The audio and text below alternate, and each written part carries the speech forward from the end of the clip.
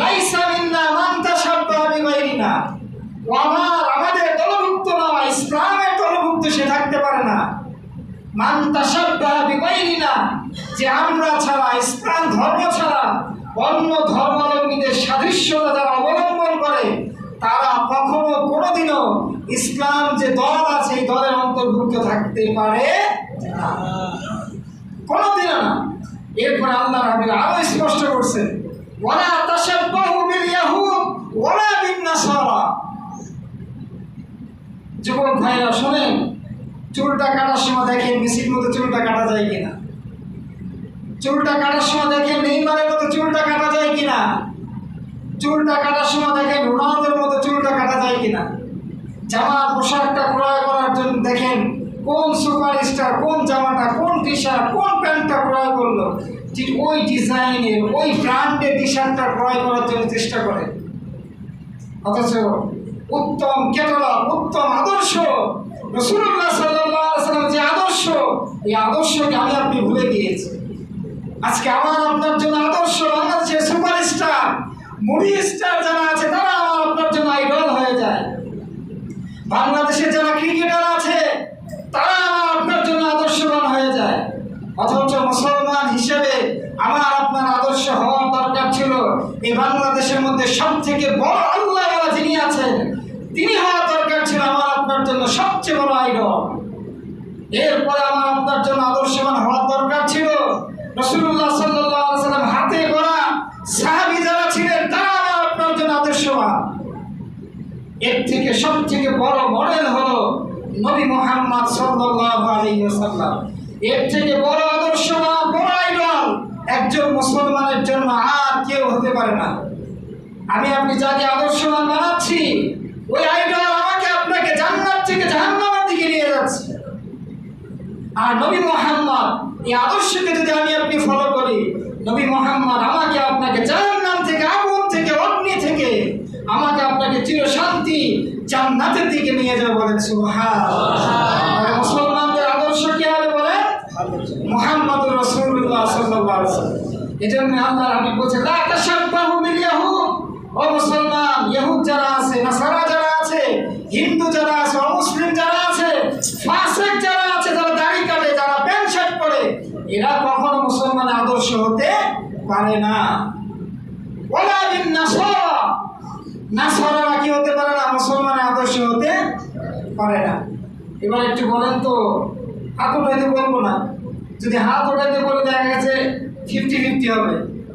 অর্ধেক হাত উঠবে ব্রাজিলের পক্ষে, অর্ধেক উঠবে কার পক্ষে?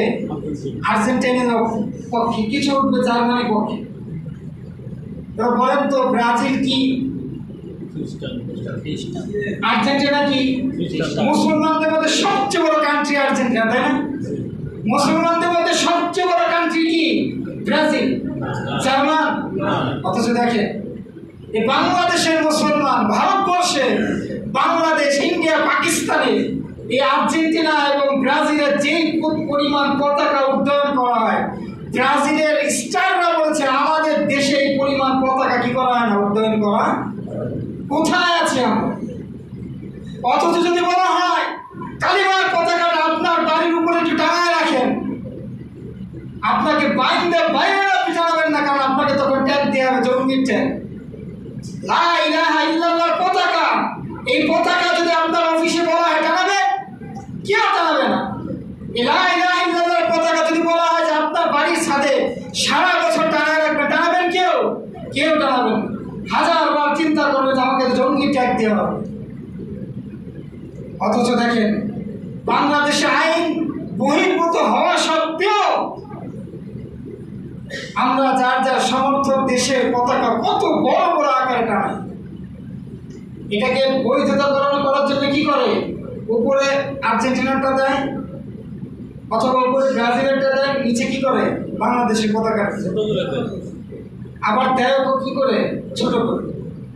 এটা কি বাংলাদেশের পতাকাকে সম্মান করা হয় না উপহাস করা হয়? উপহাস করা হয়, উপহাস করা হয়। তো বাংলাদেশের আইনে নিষিদ্ধ এমন একটা কাজ আমি আপনি করতেছি, কোরআন সুন্নাহয় তো নিষিদ্ধ আছেই।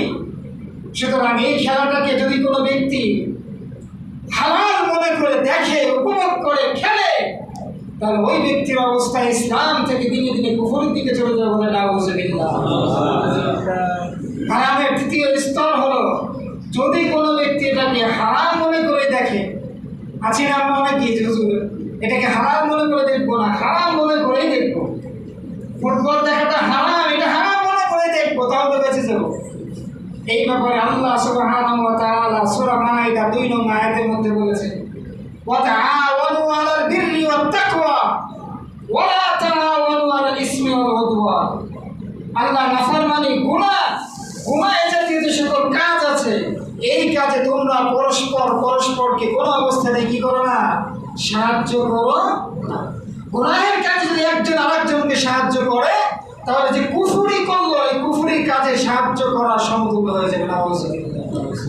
সুতরাং ফুটবল খেলা এটা হারাম মনে করে দেখা যাবে না, এবং এটাকে হালাল মনে করে দেখা যাবে না।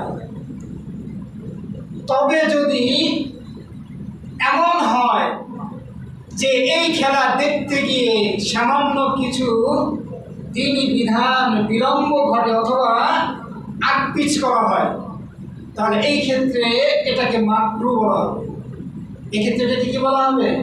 মাকরু বলা হবে। কিন্তু এটা চাই না যেটা জায়েজ না কেন বলতেছে? ধরেন কোনো ব্যক্তি আধা ঘন্টার জন্য একটি ক্রিকেট খেললো, ফুটবল খেললো। এই ক্রিকেট খেলা, ফুটবল খেলা তার জন্য কি আছে? জায়েজ আছে। 3 শর্তে জায়েজ, একটু পরে বলছি।